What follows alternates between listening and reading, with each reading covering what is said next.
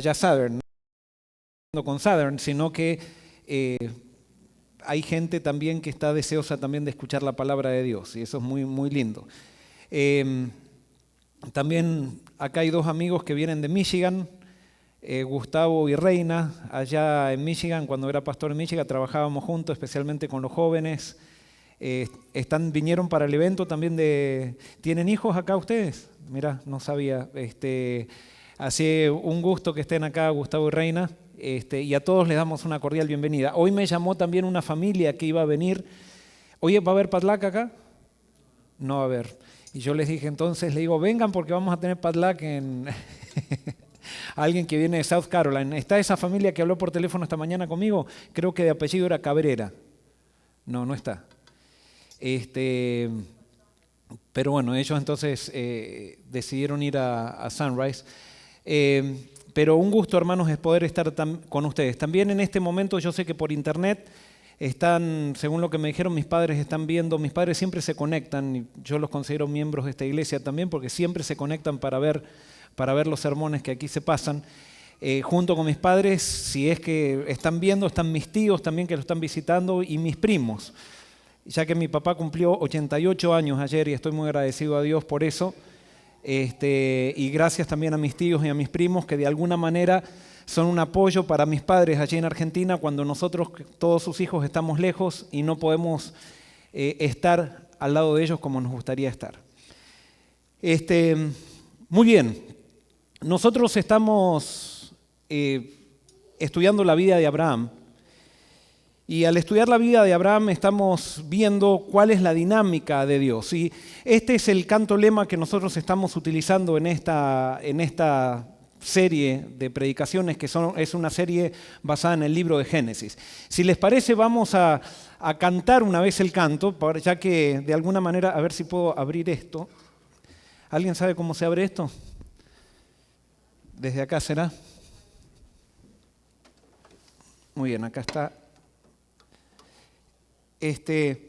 Vamos a cantar el canto que de alguna manera resume el mensaje que estamos queriendo transmitir cada sermón, de cómo Abraham llegó a ser el padre de la fe ejerciendo fe en Dios, ¿no? Y qué es lo que implica la fe.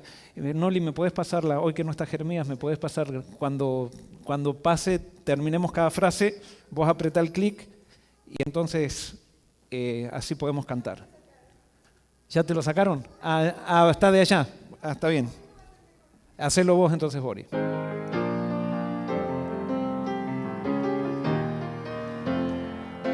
Vamos. Fe no es solo decirlo, tampoco imaginarlo. Fe es descansar confiado en las manos de Dios. Fe es acción resuelta. Vamos a empezar de vuelta. ¿Está diferente? ¿Esa es la primera? ¿Estás seguro? Entonces hay un error mío. Muy bien, entonces dice así. Fe no es solo decirlo, tampoco imaginarlo. Fe es descansar confiado en las manos de Dios. Fe es acción resuelta, confiando en sus promesas, y viene el coro. O sea que falta la primera estrofa, ¿ok? O sea, la primera frase. Vamos de vuelta. Fe no es solo decirlo. Fe no es solo decirlo, tampoco imaginarlo. Fe es descansar confiado en las manos de Dios. Ahora sí. Fe es acción resuelta, confiando en sus promesas. Fe es confiar, obedecer, es no dudar de sus promesas. Fe es avanzar sin vacilar, sin ver más adelante, porque la fe no es ciega, se basa en evidencias. Ellas se manifiestan por la oración. Dios está siempre listo a guiar a sus hijos. Fe es confiar, obedecer, es no dudar de sus promesas, fe es avanzar sin vacilar, sin ver más adelante. Fe es confiar, obedecer, es no dudar de sus promesas. Fe es avanzar sin vacilar, sin ver más adelante. Eso es fe.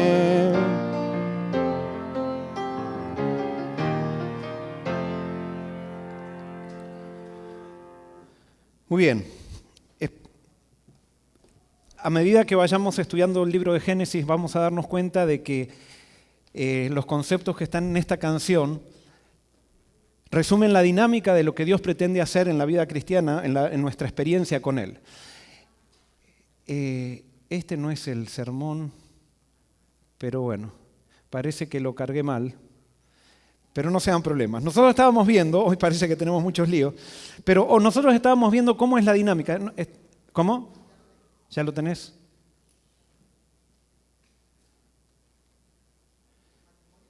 Exacto, ese era el sermón de la vez pasada. Hoy el título de nuestro sermón es Matrimonios con propósito. Y vamos a recordar la dinámica de cómo Dios interactúa con el ser humano y cómo quiere interactuar con nosotros. Dios nos da una orden. Y cuando nos da una orden, ¿qué nos da también? Nos da una promesa. Y entonces Dios espera que cuando Él nos da la orden y nos da una promesa, nosotros demos o hagamos una acción de fe. Porque nosotros no vemos todavía lo que Dios nos promete. Nosotros tenemos que avanzar confiando en las promesas. Cuando nosotros avanzamos confiando en las promesas y damos un salto de fe, entonces Dios en el tiempo, no podemos decir mañana ni pasado, sino que en el tiempo cumple su promesa y comprobamos entonces que Dios es fiel. Pero vimos cuál es la dinámica natural de nosotros como seres humanos. Generalmente Dios nos da una orden y cuando nuestra tendencia natural pecaminosa es, Dios nos da la orden y nosotros miramos ¿qué? Miramos las circunstancias. Y cuando miramos las circunstancias, comenzamos a dudar de que Dios va a cumplir su promesa. Entonces, hacemos una acción carnal. Planeamos una estrategia para ayudar a Dios y poder entonces llegar a los resultados que Dios nos prometió, pero por nuestros propios esfuerzos. Cuando hacemos eso, tenemos un resultado personal que lo que nos hace es complicarnos la vida. Nosotros vamos a ver que siempre que los grandes hombres de Dios fallaron en su fe, no quisieron creer en la promesa, sino que trataron de ayudar a Dios con una acción carnal, terminaron complicando la vida. Y vimos que Abraham aprendió esta lección. Y vimos nosotros entonces en el sermón pasado cómo la gran prueba de Abraham, que después fue transformado en el padre de la fe. Pero hoy vamos a ver entonces cómo sigue la historia de Abraham. Y la historia de Abraham continúa con su hijo. Y por eso los invito a abrir las Biblias. En Génesis, capítulo 24. Génesis, capítulo 24.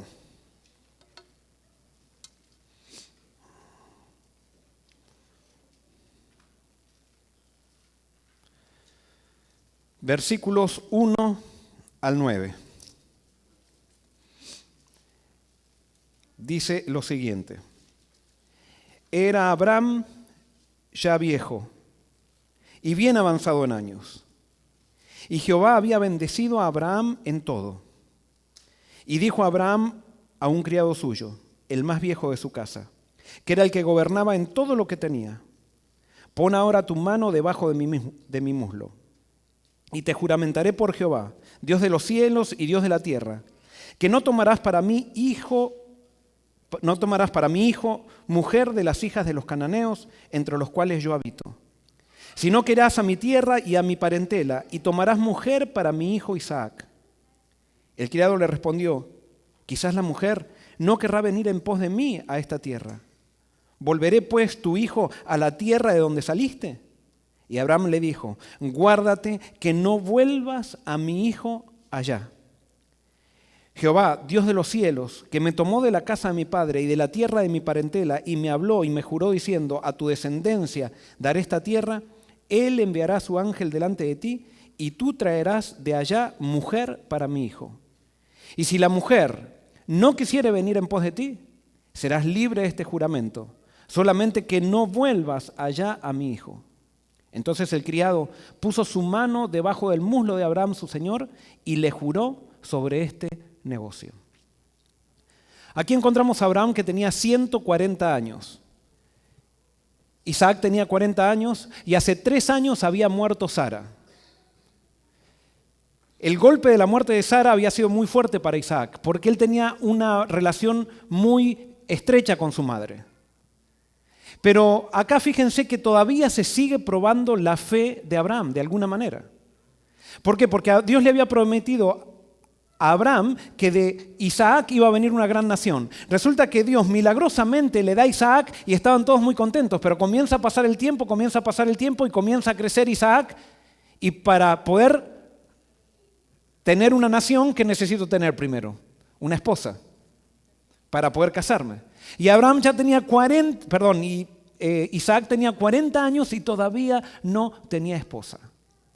Ahora, acá hay una cosa que tenemos que aclarar que es muy buena, en cierto sentido. ¿Por qué Isaac no tenía todavía esposa? Primero, posiblemente porque habían buscado a alguien que sea temerosa de Dios en Canaán y no había nadie. Y segundo, acá hay algo muy importante para nosotros los padres. Cuando un hijo está satisfecho emocionalmente en su casa, no está desesperado por casarse.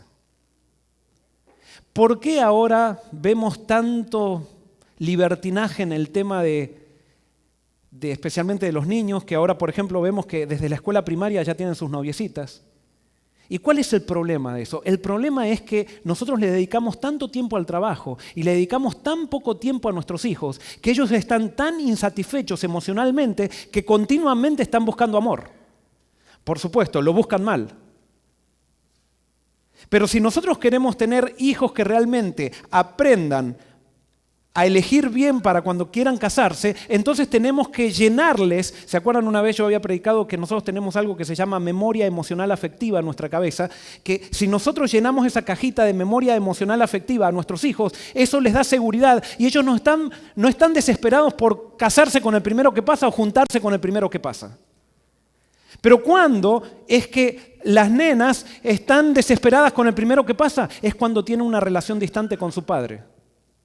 Cuando su padre se le pasa todo el tiempo en el trabajo y no le dedica tiempo a su hija. Entonces esa hija crece con una necesidad emocional masculina, que es la necesidad de su padre de tener una figura masculina cerca. Y cuando cruza un muchacho, que puede ser una mosca, se pegan a él como diciendo, esta es la oportunidad de recibir amor. Por supuesto, la nena no se da cuenta de eso.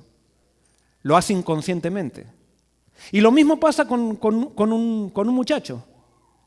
Cuando su madre está tan metida en sus cosas y en las tareas de la casa, en el trabajo, lo que sea, y no le llena esa cajita de memoria emocional que tiene en la cabeza y él crece insatisfecho, entonces llega a la adolescencia y lo único que quiere es buscar chicas. Más allá, agreguémosle la presión que tenemos de la sociedad, de los medios de comunicación, que nos dicen que allí está la verdadera felicidad. Eso no era el caso de Isaac. Isaac no estaba desesperado por tener una novia, ni estaba desesperado por casarse. Y esa falta, o podríamos decir, el hecho de no estar desesperado, lo capacitaba para tomar buenas decisiones.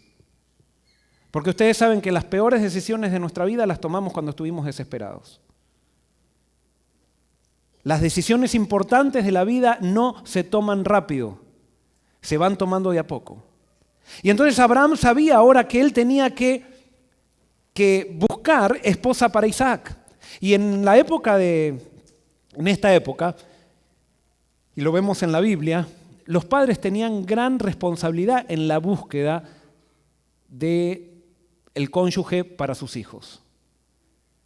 Y no era que Abraham le iba a imponer a Isaac, sino que Abraham tenía la iniciativa de buscar y le recomendaba a Isaac, y si a Isaac no le gustaba, no se consumaba el matrimonio. Y nosotros vamos a ver esa dinámica aquí. Era una dinámica muy sana. Nada más que ahora, como los padres nos separamos tanto de nuestros hijos, se genera una brecha emocional demasiado grande que nuestros hijos no confían en nosotros y no confían en el criterio de nosotros porque estamos muy lejos de ellos, por todas las demandas sociales en las que vivimos. Porque lastimosamente nuestros objetivos materiales han llegado a ser más importantes que nuestros objetivos sociales y espirituales. Y cuando me refiero a objetivos sociales, me refiero a la familia.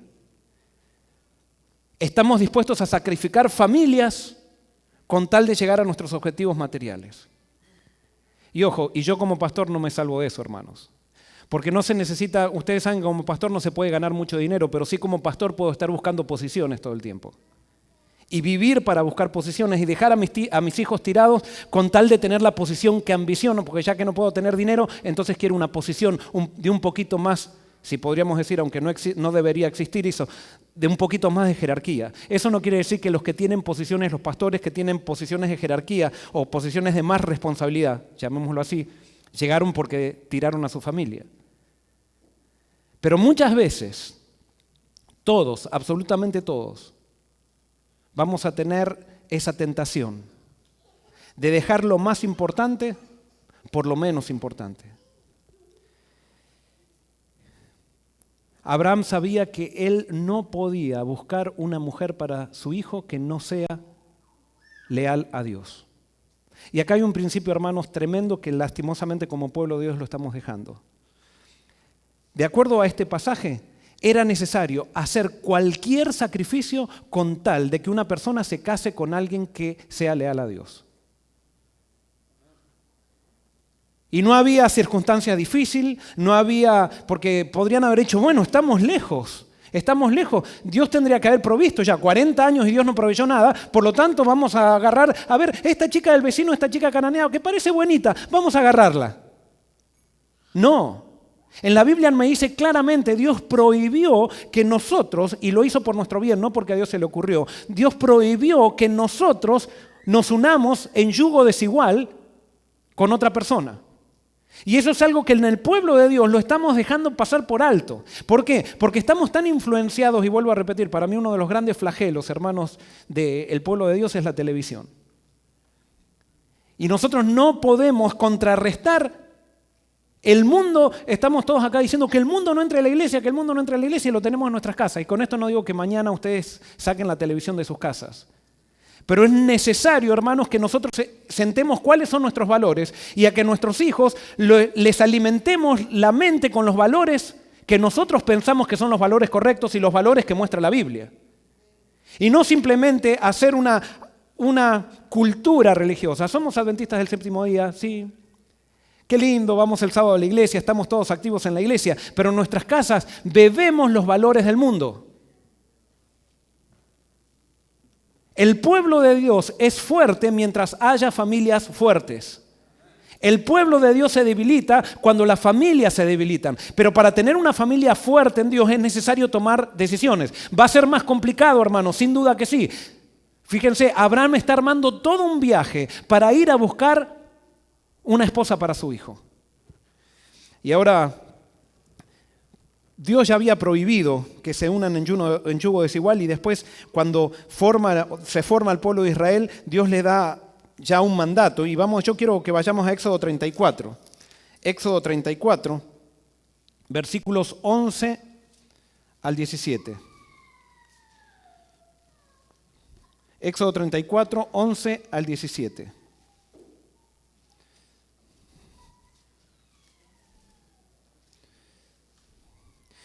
Dice, guarda lo que yo te mando hoy. He aquí que yo echo de delante de tu presencia al amorreo, al cananeo, al eteo, al fereceo, al heveo y al jebuseo. Guárdate de hacer alianza con los moradores de la tierra donde has de entrar, para que no sean tropezadero en medio de ti. Derribaréis sus altares y quebraréis sus estatuas, y cortaréis sus imágenes de acera. Porque no te has de inclinar a ningún otro Dios, pues Jehová, cuyo nombre es celoso, Dios celoso es.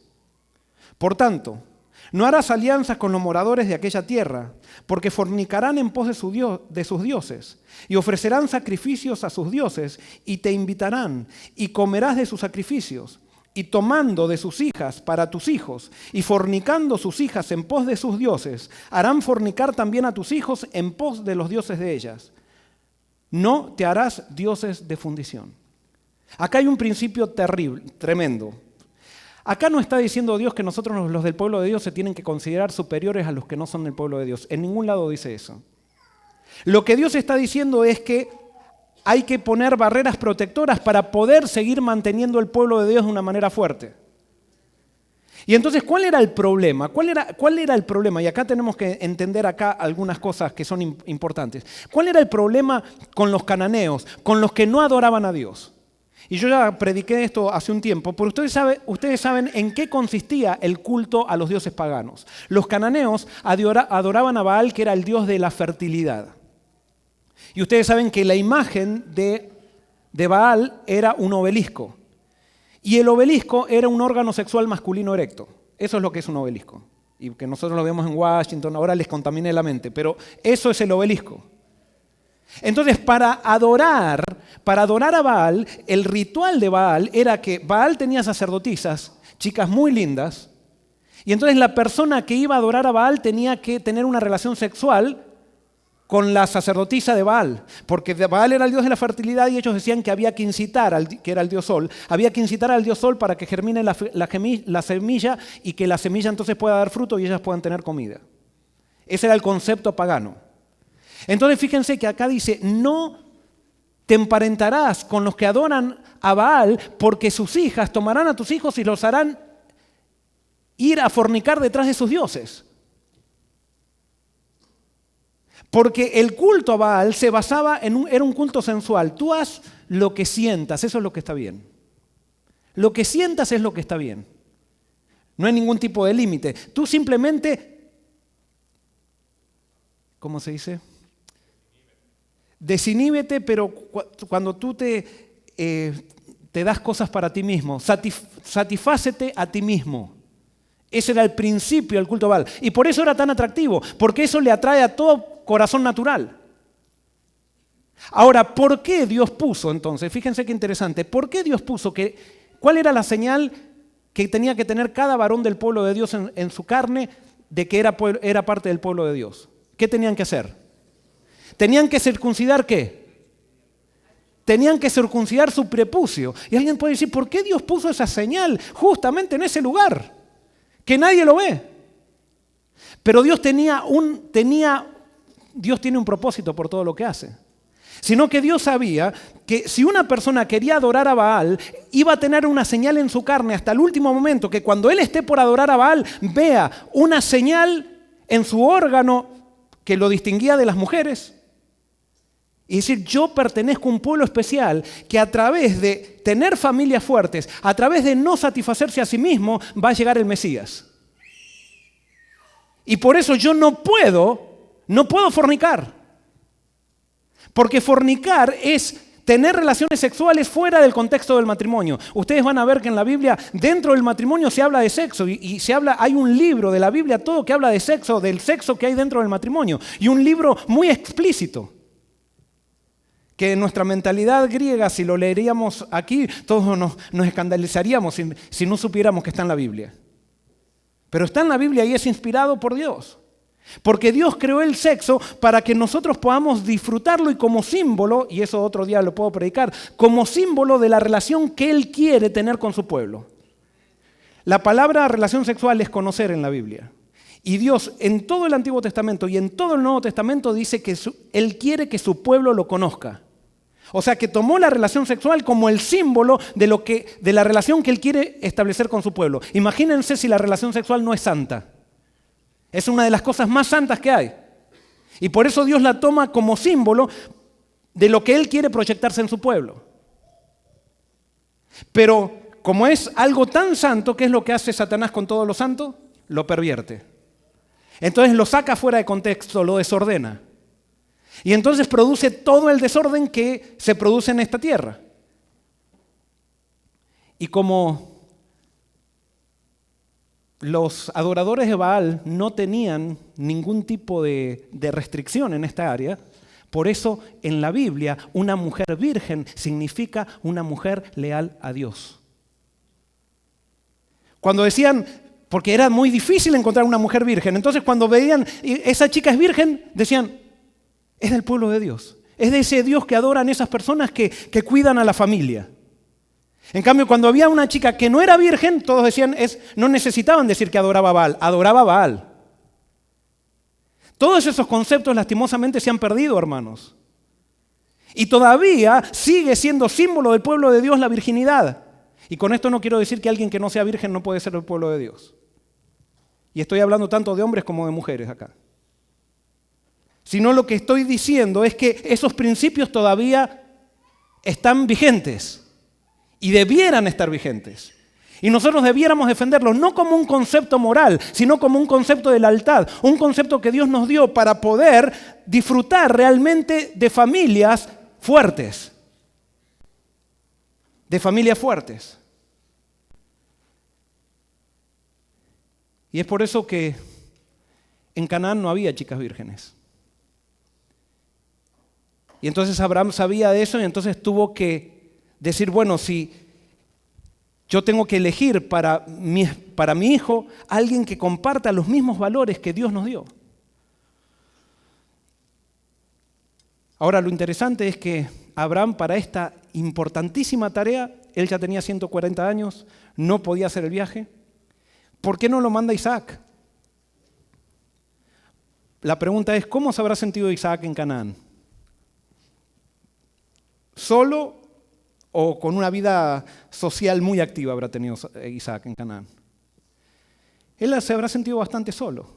Y ahora que había perdido a su madre, su hermano se tuvo que ir de la casa.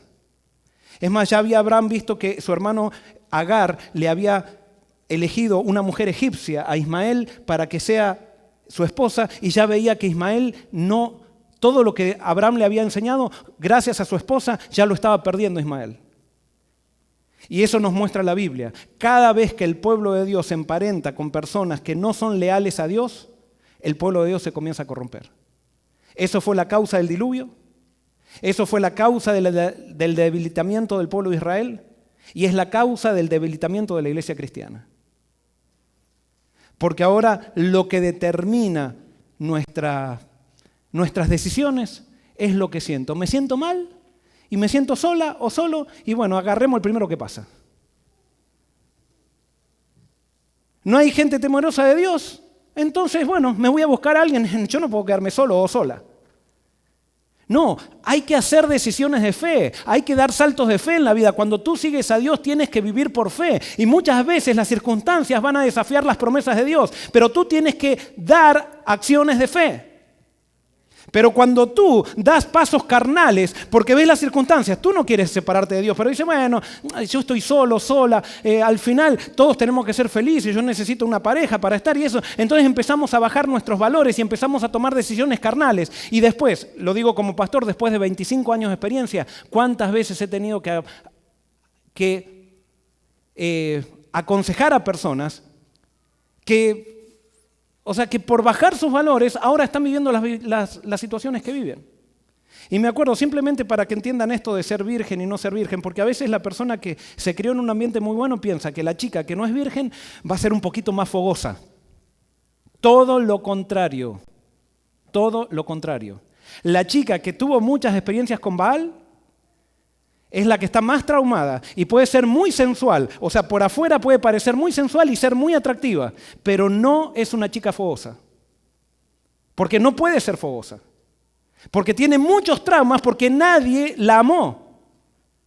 Porque tú no puedes amar a alguien solamente compartiendo su cuerpo. Tú amas a alguien cuando tú te identificas con alguien y cuando te unes mentalmente y emocionalmente a una persona. Y la persona que tiene sexo sin tener unidad emocional sufre, especialmente la mujer.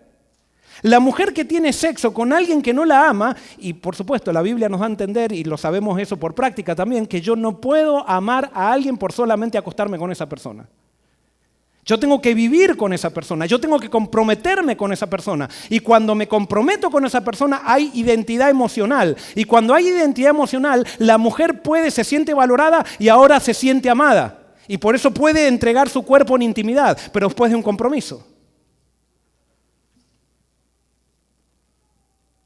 Y me acuerdo, estaba aconsejando a una pareja que venía, que él se quejaba, ya se habían casado hace como unos 15 años, o no sé cuánto, pero no me acuerdo cuánto, pero se habían casado ya hace un tiempo. Y él decía que ella no quería tener intimidad con él. Y ya estaban por separarse. Entonces en un momento de la conversación me dice, pastor, le voy a contar algo. Y me lo contó delante de ella. Dice, cuando estábamos de novios, ella fue a mi casa a visitarme, fuimos a mi casa a visitarme. Yo un día me estaba bañando y ella se metió adentro de la ducha, pastor.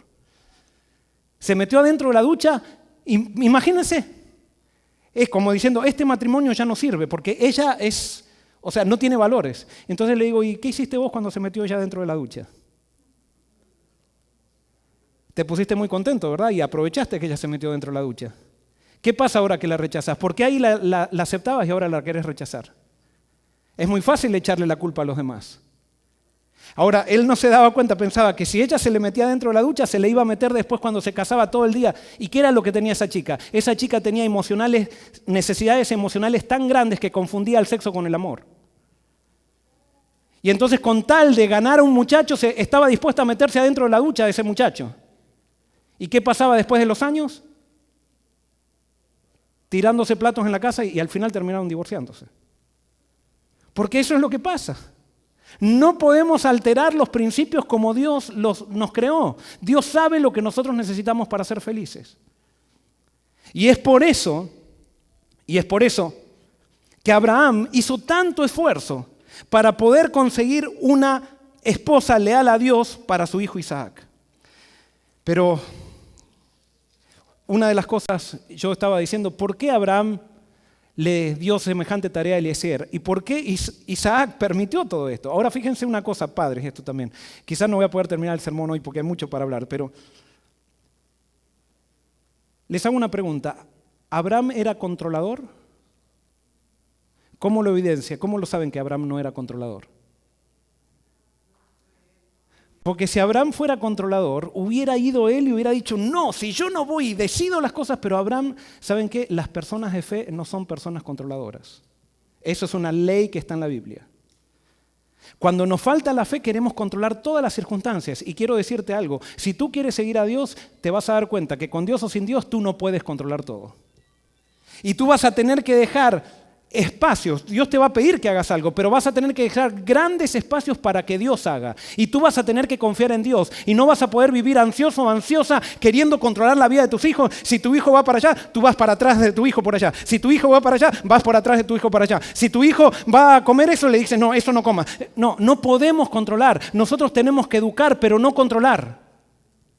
Porque cuando controlamos a alguien, le quitamos la capacidad de decidir. Y cuando le quitamos a alguien la capacidad de decidir, lo estamos empujando para la perdición. Porque solamente los seres racionales que deciden son los que pueden salvarse. Y nadie se puede salvar por una decisión que no sea, por una decisión de otro. Y por eso, por muy buenas intenciones, madre o padre que tengas, y eso me lo estoy predicando a mí, alguien puede decir, estos conceptos qué claros que están. ¿Saben por qué los tengo claros? Porque me estoy denunciando a mí mismo. Pero si nosotros queremos hacer más por nuestros hijos, debemos hacer menos. Debemos aprender a ver qué es para esta etapa, qué es lo que tenemos que hacer y qué es lo que tenemos que ir dejando de hacer, porque va a llegar un momento que nuestros hijos van a tener que vivir solos. Y no vamos a poder estar metidos en medio del matrimonio de ellos, no vamos a poder estar metidos a ver qué le cocina a la esposa, qué no le cocina. Va a tener que aprender a comer todo, le guste o no le guste. Y por eso es necesario que dejemos un poco que los hijos se golpeen un poco también.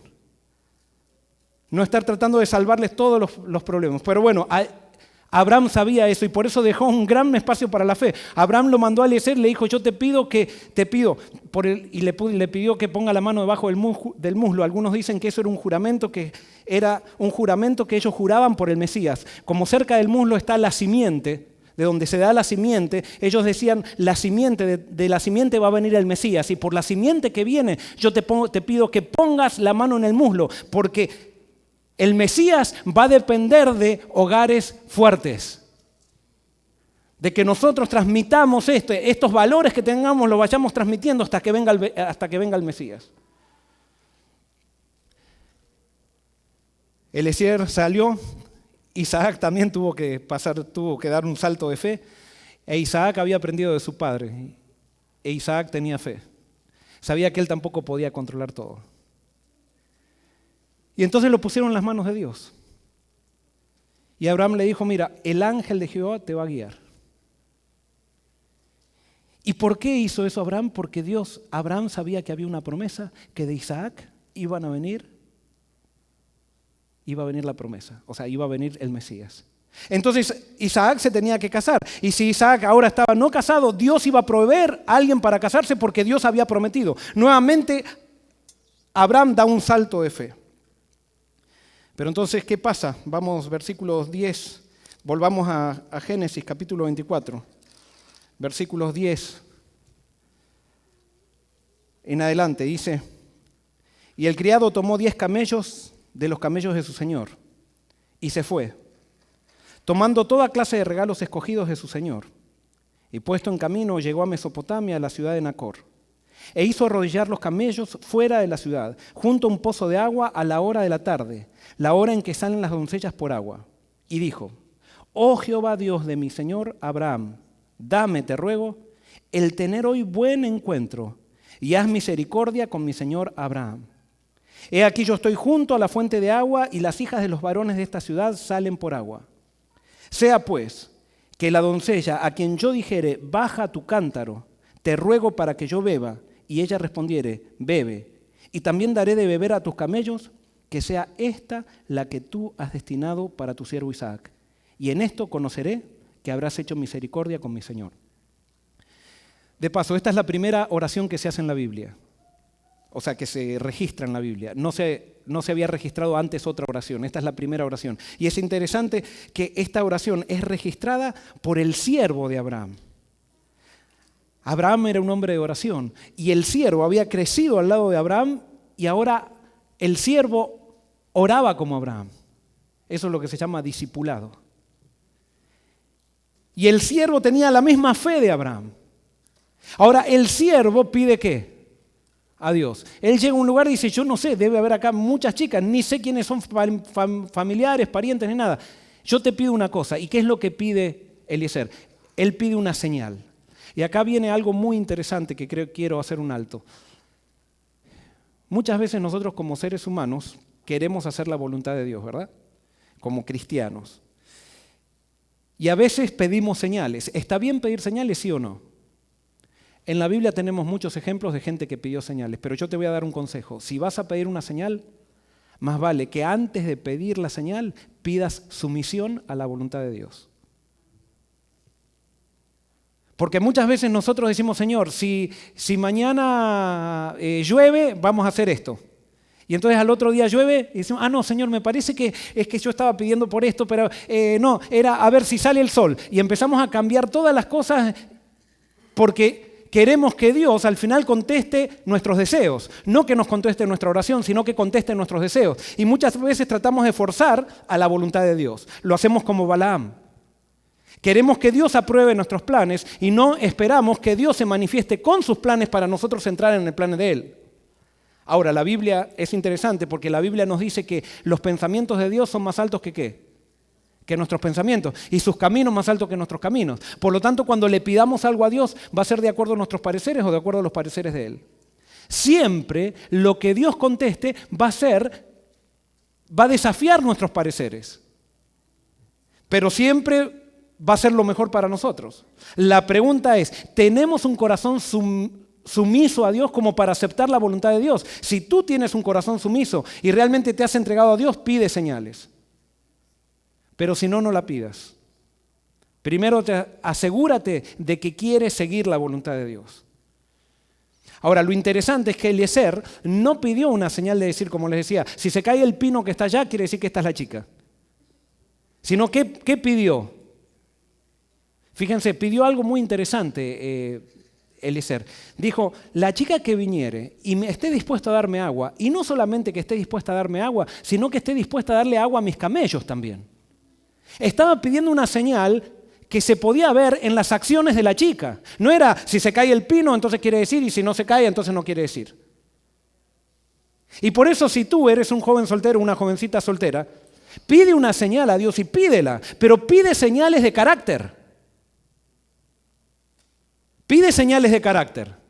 Y Dios te va a dar esas señales y te va a hacer encontrar esa persona que ya tiene estas señales, que vive de acuerdo a estas señales. No fue que la señal Dios le eligió a Rebeca y Rebeca en ese momento se transformó en un robot y entonces sintió así como que decía, ofrécele agua a los camellos, ofrécele no solamente a él sino a los camellos. No, sino que Rebeca estaba acostumbrada a servir y a hacer siempre un paso más de lo que se le pedía.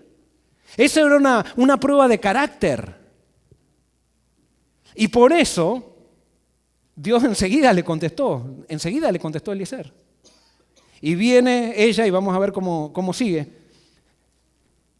Viene ella en el versículo 15 y 16.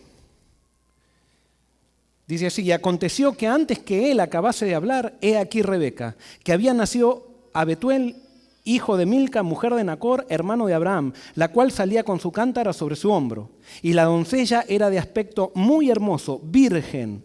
¿Qué quería decir virgen? ¿Leal a quién?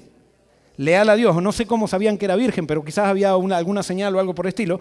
Dice, virgen a la que varón no había conocido, la cual descendió a la fuente y llenó su cántaro y se volvía.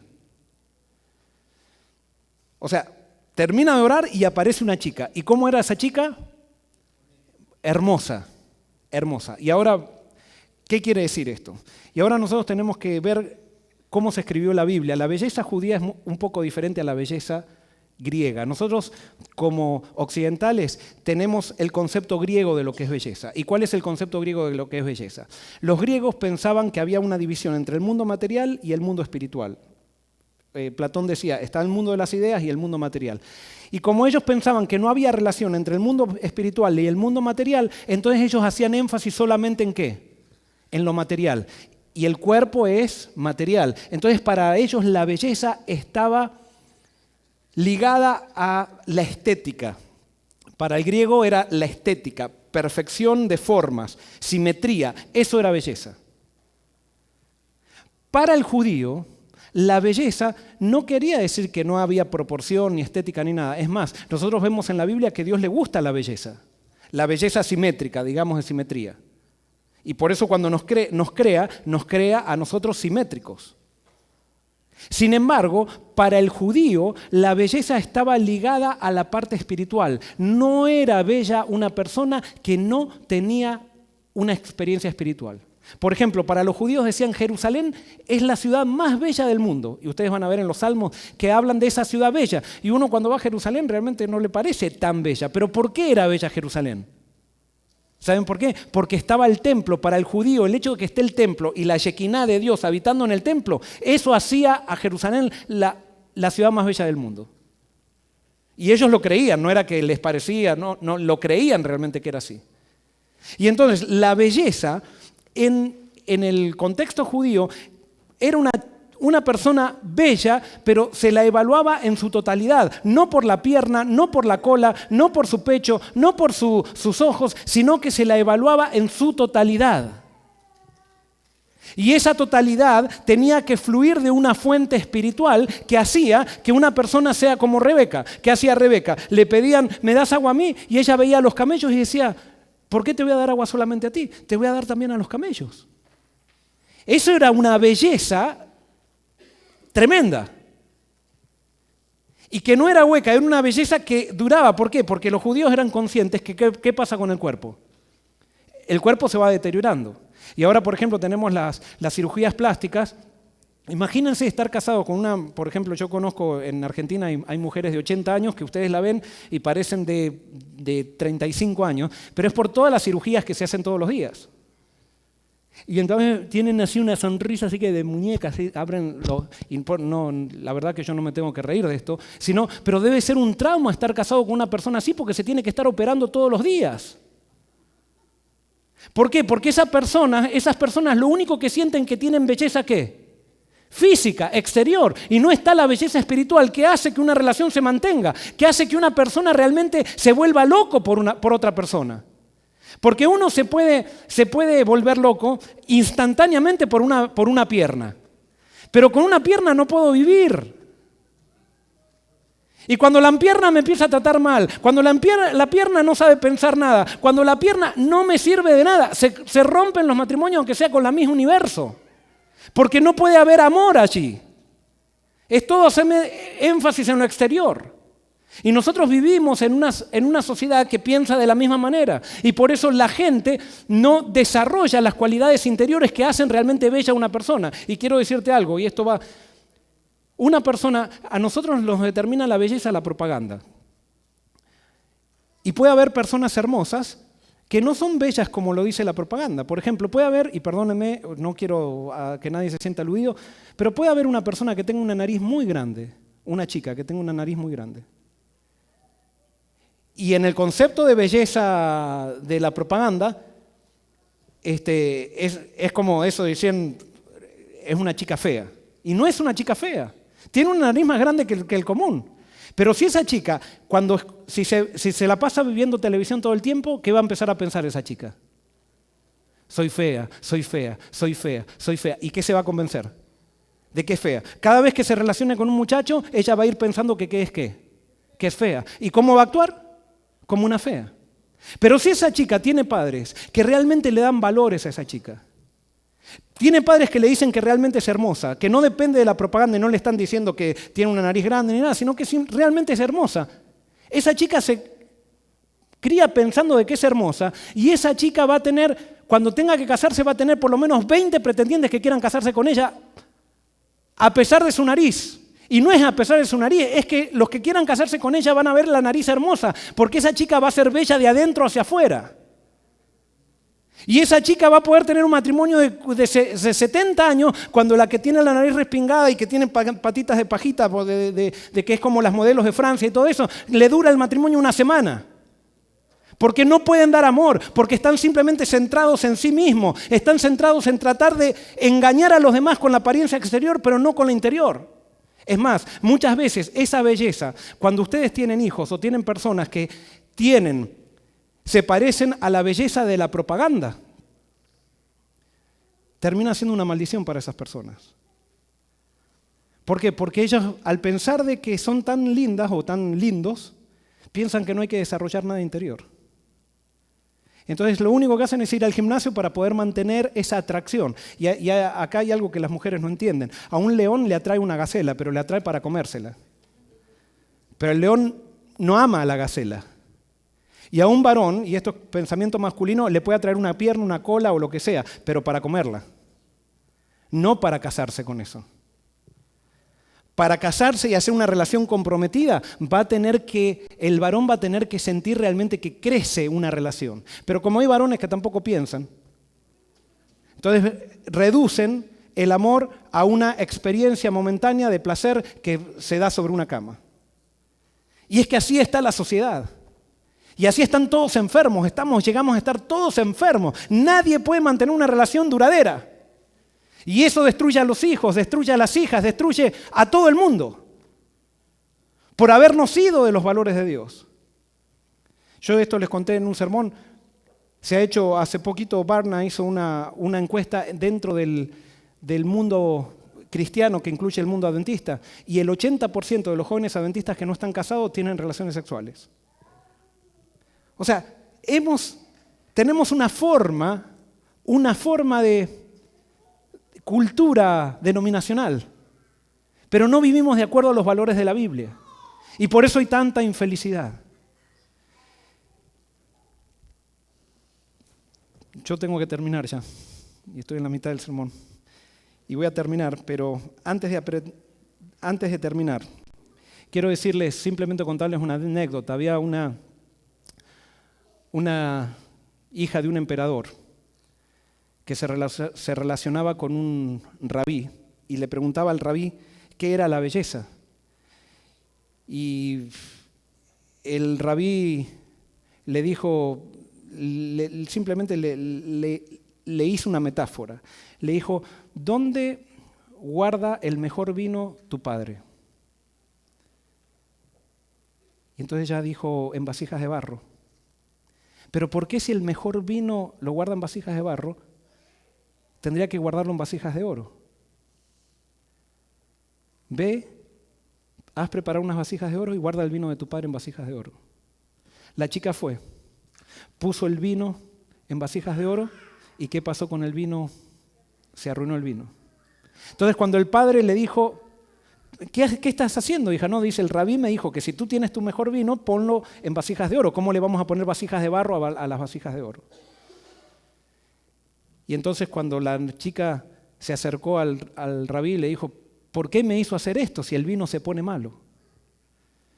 Entonces le dice, para que entiendas cuál es la verdadera belleza. La verdadera belleza muchas veces viene en recipientes de barro. Y muchas veces cuando hacemos tanto énfasis en el recipiente, terminamos perdiendo la belleza. Por eso puede haber una chica que haya nacido, y estoy hablando de chicas porque generalmente la presión se le pone a las mujeres de esto, pero puede haber una chica que haya nacido con dientes grandes, pero sin embargo los tiene limpios. Puede haber una chica que haya nacido sin mucha cintura, pero sin embargo se viste con gusto. Puede haber una chica que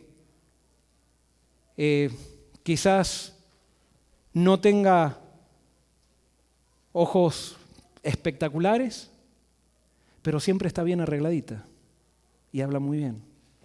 Puede ser que una chica no tenga esos labios ahora que se usan así, que hay que tener unos labios de flor y que se inyectan para tener esos labios. Sin embargo, tiene una manera de hablar que seduce.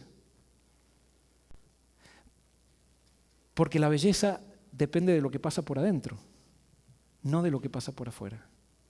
Y lo de adentro afecta a lo de afuera, aunque no esté en armonía con la propaganda. Y es más, llega a ser momentos que lo de afuera, cuando no está en armonía con la propaganda, pero que tiene una base espiritual, llega a ser tan atractivo porque es algo que no es común. Y todos queremos tener algo que no es común. Y por eso llega a ser único. Y por eso yo, de acuerdo a la Biblia, veo que no hay gente fea o linda. Hay gente que tiene un buen espíritu o gente que tiene un mal espíritu. Y la gente que tiene un buen espíritu, no importa si sus formas no están de acuerdo a la propaganda, va a ser una persona bella y va a ser una persona distinta. Tengo que terminar, hermanos. No quiero... creo que llegué al 10% de mi sermón. Era un seminario quizás más para jóvenes hoy. Pero si nosotros vemos a Eliezer, cuando Eliezer vio que se cumplía su señal, no enseguida fue y le dijo, tú vas a ser la esposa de Isaac, sino que dice la Biblia que él vio, agradeció a Dios y esperó para ver qué acontecía. Porque él no era solamente que tenía que darse la señal, sino ahora tenía que ver si era pariente de Abraham, si era familia. Y tenía que esperar. Y por eso tú le puedes pedir señales a Dios, pero quiero decirte, si tú quieres casarte, no vayas rápido. No vayas rápido. Y si te casaste, y te casaste rápido, aprende a andar lento. Porque ese principio sigue en el matrimonio también. No es para simplemente los que se van a casar. Si tú te casaste rápido, posiblemente tengas un apresuramiento durante todo el matrimonio. Entonces haz un alto y aprende a confiar en Dios. Hermanos, ustedes saben, Rebeca, tuvo que dar un paso de fe. Y no voy a tener tiempo para analizar esto, pero las características de Rebeca son hermosísimas. Realmente es una persona hermosa. Y esto es importante, muy importante. Cuando Eliezer va y se encuentra con Labán y Betuel y le dice lo que él había pedido a Dios y que Rebeca era la elegida, le cuenta la historia de Abraham y con quién se iba a casar Rebeca y le habla del propósito que ellos tenían para venir a buscar a Rebeca. Y esto es algo muy importante. Lo más importante en la vida es tener propósito. Y yo siempre digo esto, ¿qué es primero, propósito o verdad? ¿Qué es primero, propósito o verdad? Si ustedes ven, por ejemplo, cuando Dios llama a Abraham, no le da la verdad, le da un propósito. Y a medida que él camina con Dios, le va dando verdad. Cuando Dios saca a Israel de Egipto, le da un propósito y después les da verdad. Cuando Israel se olvida del propósito que tiene, por más que tenía verdad, se corrompió. Primero es propósito.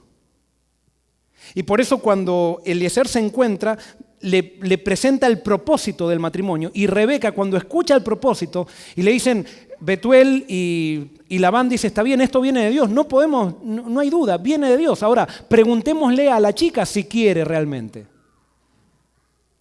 Y Rebeca, cuando escuchó el propósito, ella dijo, yo doy el salto de fe, yo quiero. ¿Y saben qué? Para Rebeca significaba olvidarse de su familia, significaba irse a una tierra donde nunca había estado, encontrarse con un muchacho que ni conocía.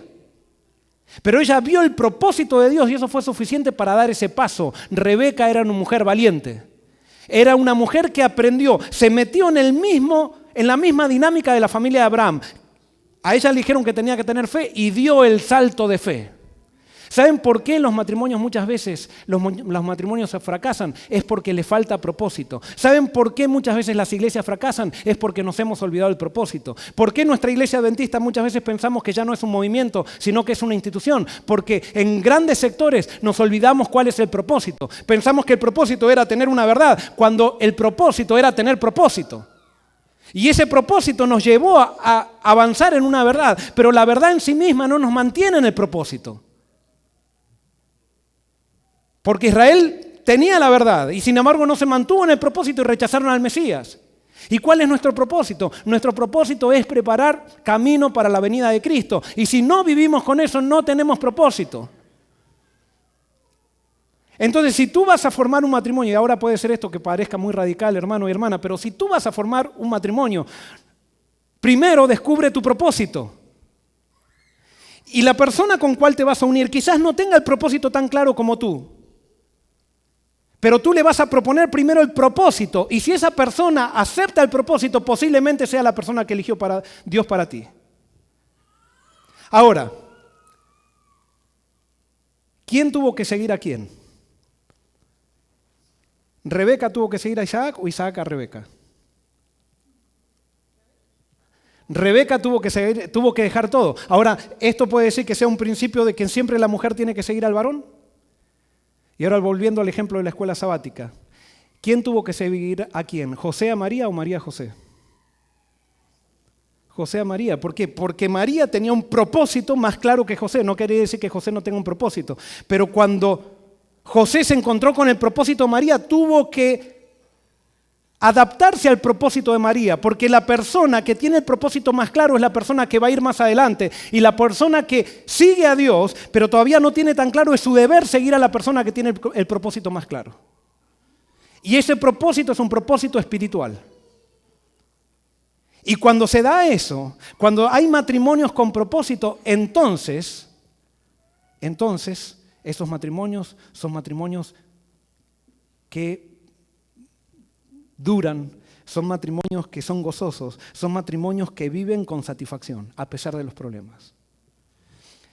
Y quiero terminar con el último versículo que leímos, Isaías 53. Hermanos, prediqué el 30% del sermón y perdonen, lo preparé mal entonces. Tendría que haberlo preparado más conciso. Pero Isaías 53, 2, dice así: subirá cual renuevo delante de él, y como raíz de tierra seca. No hay parecer en él ni hermosura, le veremos, mas sin atractivo, para que le deseemos. Qué interesante, qué paradójico. Está hablando de Jesús, está hablando del Mesías. Y dice, le veremos sin atractivo para que ¿qué? Para que le deseemos. Fíjense la belleza judía. Puede ser que justamente Dios quita el atractivo para que nos sintamos atraídos. Es la belleza espiritual. Es la belleza que permea la belleza física. ¿Por qué Jesús vino sin parecer? Porque Dios quería que la gente descubra el carácter de Jesús. Y por eso ustedes van a ver que Jesús siempre que aparecía en su imagen más sencilla. ¿Se acuerdan en el camino de Emaús? En el camino de Emaús había resucitado y se apareció como un forastero. E iba charlando con, no me acuerdo el nombre de... ¿Con quién? No me acuerdo. Cleofas, exacto. Iba charlando con Cleofas y ¿qué pensaba Cleofas? Que era un forastero. Pero entonces, como él apareció sin hermosura, mientras hablaba, ¿qué pasaba con Cleofas y el otro? Empezaban a desear que hable más. Pero si él hubiera aparecido como el Mesías y eso, con toda la gloria, ¿qué hubiera pasado? Cleofas hubieran dicho, a ver las manos, ¿cómo resucitaste? ¿Cómo fue que pasó? ¡Uy, qué gloria! No hubieran escuchado nada. Pero como Jesús se disfraza siempre en su manera más pequeña, es la manera que podamos escucharlo. Y quiero decirte algo, cuando Dios aparece en tu vida va a aparecer de las maneras más sencillas. No los busques en las maneras complicadas, en las maneras ornamentales. Jesús está en las maneras más sencillas. Porque Él es sin hermosura para que le deseemos. Y tú y yo, Dios pretende que seamos sin hermosura para que nos deseen. ¿Qué quiere decir sin hermosura? No es necesario, y eso es muy humano mío, por eso es una denuncia a mí, no es necesario que estemos diciendo yo tengo un doctorado o yo hice esto, yo hice lo otro, sin parecer ni hermosura para que me deseen. Porque yo no tengo algo mío, sino que tengo algo que viene de Él. Y yo tengo que desaparecer para que Él se manifieste. Yo tengo que menguar para que Él crezca. Ese sin parecer y sin hermosura dice que va a ser una boda. Y se va a casar con una novia, y esa novia es su iglesia. Pero para ser la novia de Jesús es necesario que demos un salto de fe como Rebeca y que estemos dispuestos a agarrar el propósito de Jesús. ¿Cuál es el propósito de Jesús? Que nos encontremos de vuelta con Él. Que Dios te bendiga, me bendiga y nos bendiga a nuestras familias para que seamos familias con propósito. Y vamos a terminar entonces cantando el canto Fe. ¿Nos ponemos de pie?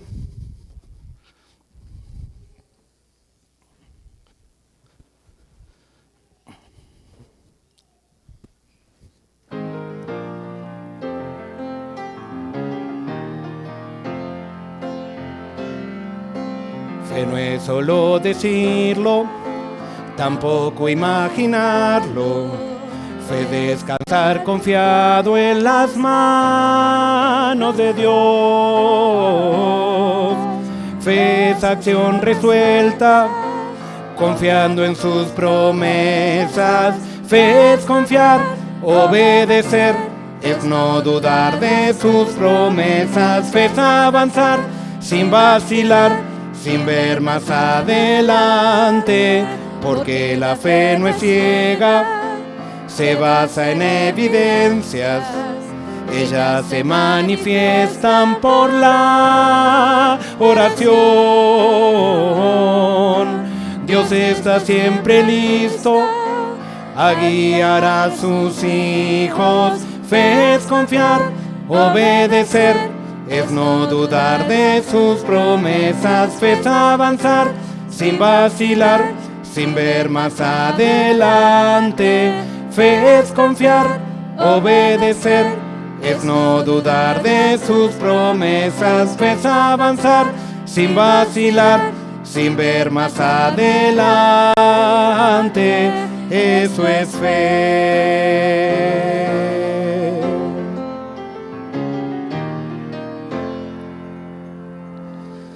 Padre nuestro que estás en los cielos, danos esa fe que solamente viene de ti, que se aferra a tus promesas, que obedece, que acepta tus valores, que cree en tus consejos, que es leal a ti y a nadie más. Fe que está dispuesta a hacer cualquier sacrificio con tal de permanecer en tus caminos. Fe que no mira a las circunstancias, sino que te mira a ti. Y por eso, Señor, aunque andemos en valle de sombra o de muerte, no temeremos, porque tú estarás con nosotros.